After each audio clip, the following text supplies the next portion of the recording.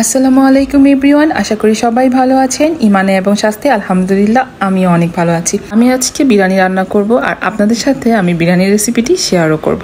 আশা করি আমার বিরিয়ানির রেসিপিটি আপনাদের ভালো লাগবে। আর কথা না বাড়িয়ে চলুন গিয়ে দেখে আসি আমি কিভাবে আমার ওয়েতে বিরিয়ানি রান্না করি। পরিষ্কার প্যানে আমি তেল দিয়ে দিলাম, কিছু পেঁয়াজ দিয়ে দিব বেরেস্তা করার জন্য। লো হিটে বেরেস্তা হতে থাকুক। আর এই পর্যায়ে আমি আপনাদেরকে বিরিয়ানিতে যা যা মশলা লাগবে দেখিয়ে দিচ্ছি। স্বাদ মতন লবণ, কিচমিচ, লবঙ্গ, দারচিনি, এলাচি, স্টার মশলা, জয়ত্রী, কিছু পাপড়ি, বড় এলাচ, শাহি জিরা, মরিচ পাউডার, ধনিয়া পাউডার, গরম মশলা পাউডার, জিরা পাউডার এবং আমার হাতের তৈরি বিরিয়ানির শাহি মশলা। আমি ধাপে ধাপে সব দেখিয়ে দিব, আপনাদের মনোযোগ দিয়ে অবশ্যই দেখবেন। বিরিয়ানির মশলা দেখাতে দেখাতে আমার বেরেস্তাও হয়ে গেছে। বেরেস্তা নামিয়ে নিচ্ছি। আলু ছাড়া তো বিরিয়ানি চলেই না, তার জন্য বেরেস্তার তেলের মধ্যে আমরা আলু ভেজে নিব। এই তো আমার আলু ভাজা শেষ। সেম তেলের মধ্যে আমি এখন পেঁয়াজ দিয়ে দিব। পেঁয়াজ দিয়ে ভালো করে নেড়ে চেড়ে গরম মশলাগুলো আমি পেঁয়াজের মধ্যে দিয়ে দিব। পেঁয়াজটা একটু ভাজা ভাজা করে নিয়েছি। এই পর্যায়ে আমি বাটা মশলা দিব। এখানে আছে আদা পেস্ট, আমি এখানে আদা পেস্ট দিয়ে দিচ্ছি। এটা হচ্ছে পেঁয়াজ, কাঁচামরিচ এবং কাজু বাদাম বাটা। এখন আমি ভালো করে নেড়ে চেড়ে নিব। আর এখানে নিয়েছি আমি দুধের ননি এবং টক দই, এটাও আমি দিব কিছুক্ষণ পরে। দুধের ননিটা অবশ্যই দেওয়ার চেষ্টা করবেন, বাবুর্চিরা যখন রান্না করে তখন তারা দুধের ননিটা দিয়ে থাকে। মশলাটা ভালো করে কষানোর পরে আমি এখানে মাংস দিয়ে দিচ্ছি। এখানে আমি 1.5 কেজি গরুর মাংস নিয়েছি। মাংসটা নেড়ে চেড়ে ভালো করে মশলার সাথে মিশিয়ে নিব। এখন আমি স্বাদ মতন লবণ দিয়ে দেব। লবণ দিয়ে ভালো করে নেড়ে চেড়ে ঢেকে রাখবো। 10 মিনিট পরে আমি ঢাকনাটা উঠিয়ে দেখি অনেকটা পানি ছেড়ে দিয়েছি মাংসের মধ্যে। এখন আমি ভালো করে নেড়ে চেড়ে 10 মিনিটের জন্য আবারও ঢেকে রাখবো। 10 মিনিট পর আমি আবারও ফিরে এসেছি। এখন আমি সবগুলো পাউডার মশলা মাংসের মধ্যে দিয়ে দিব। আমার মনে হয় এই পর্যায়ে এসে পাউডার মশলাগুলো দিলে বিরিয়ানির টেস্টটা বেশি ভালো হয়। এটা শুধুমাত্র এতদিন রান্না করেছি এই অভিজ্ঞতা থেকেই বলেছি। যাই হোক, মাংসটার সাথে মশলাটা ভালো করে মিশিয়ে নেড়ে চেড়ে আবারও কিছুক্ষণের জন্য ঢেকে রাখ। ঢাকনাটা তোলার সাথে সাথেই অনেক সুন্দর একটি ফ্লেভার ছড়াচ্ছে। পানিটা অনেকটা শুকিয়ে গেছে। এখন ভালো করে নেড়েচে একটু ভুনা ভুনা করে নিব। এই পর্যায়ে এসে আমি কয়েকটা কাঁচামরিচ ভালো করে ধুয়ে দিয়ে দেব। আমি বিরিয়ানিতে কাঁচামরিচের ফ্লেভারটা খুবই পছন্দ করি, আর আজকে আমার ঝাল খেতে ইচ্ছে করছে, তার জন্য আমি কাঁচামরিচটা একটু বেশি দিয়েছি।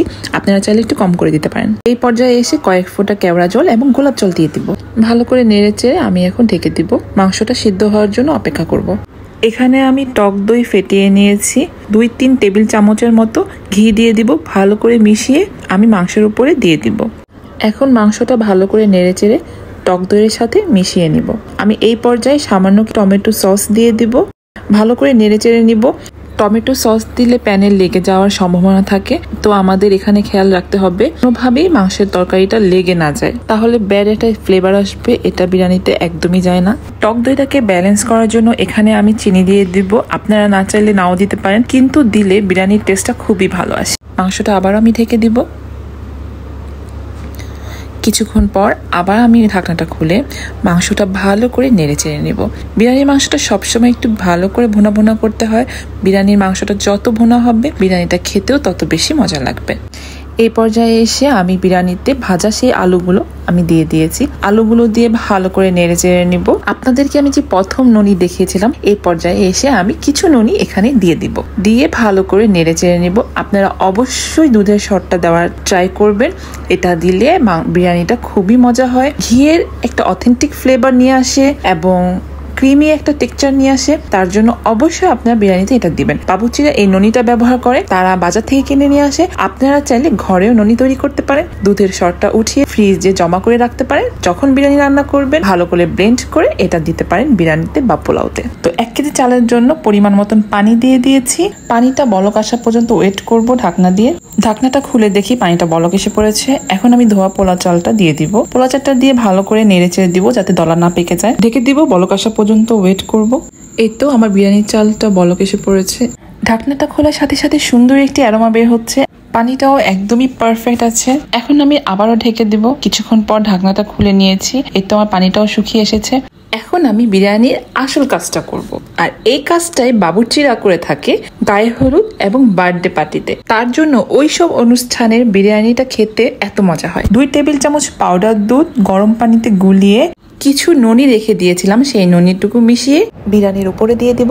তার উপরে ঘি ছড়িয়ে দিব। তারপরে কিচমিচ এবং বেরেস্তা দিয়ে কিছুক্ষণের জন্য ঢেকে রাখবো। ঢাকনাটা সরিয়ে বিরিয়ানিটা আমি উল্টিয়ে পাল্টিয়ে দিব, যাতে ভালোভাবে বিরিয়ানিতে তাপটা লেগে বিরিয়ানির চালটা সুন্দরভাবে হয়ে যায়। আলহামদুলিল্লাহ, আর কি বলবো, বিরিয়ানিতে খুব সুন্দর একটি অ্যারোমা বের হচ্ছে।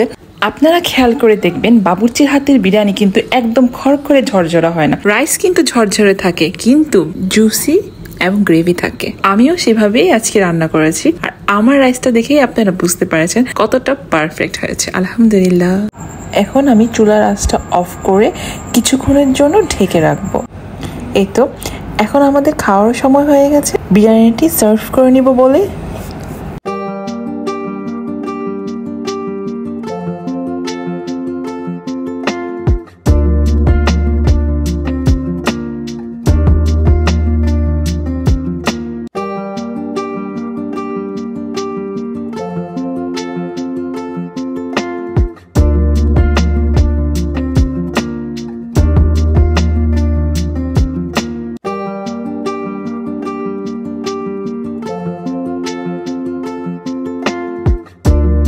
বিরিয়ানিটাকে একটু সাজিয়ে নিচ্ছি লেবু, পেঁয়াজ এবং কাঁচামরিচ দিয়ে।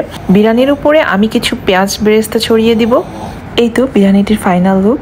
আশা করি এই বিরিয়ানির রেসিপিটি আপনাদের কাছে ভালো লাগবে। যদি ভালো লেগে থাকে অবশ্যই লাইক এবং সাবস্ক্রাইব করে যাবেন। কোনো মতামত দেওয়ার থাকলে কমেন্টসের মাধ্যমে জানাতে পারেন। আপনারা যদি ফেসবুক থেকে আমার ভিডিওটি দেখে থাকেন তাহলে ফলো এবং লাইক করে যাবেন। আর যদি ইউটিউব চ্যানেল থেকে আমার ভিডিওটি দেখে থাকেন তাহলে বেল আইকনটি চেপে যাবেন, তাহলে আমার নিত্য নতুন ভিডিও আপনাদের কাছে পৌঁছে যাবে। তো বাসার সবাই খেয়ে বিরিয়ানিটা খুবই মজা বলেছে। এখন আমার খাওয়ার সময় হয়ে গেছে, তো আমিও বিরিয়ানি নিয়ে নিলাম। তো খেতে খেতে আপনাদের কাছ থেকে বিদায় নিয়ে নিচ্ছি। তো সবাই ভালো থাকবেন, সুস্থ থাকবেন, আমার পাশে থাকবেন। Thank you for watching my video. আল্লাহ হাফিজ।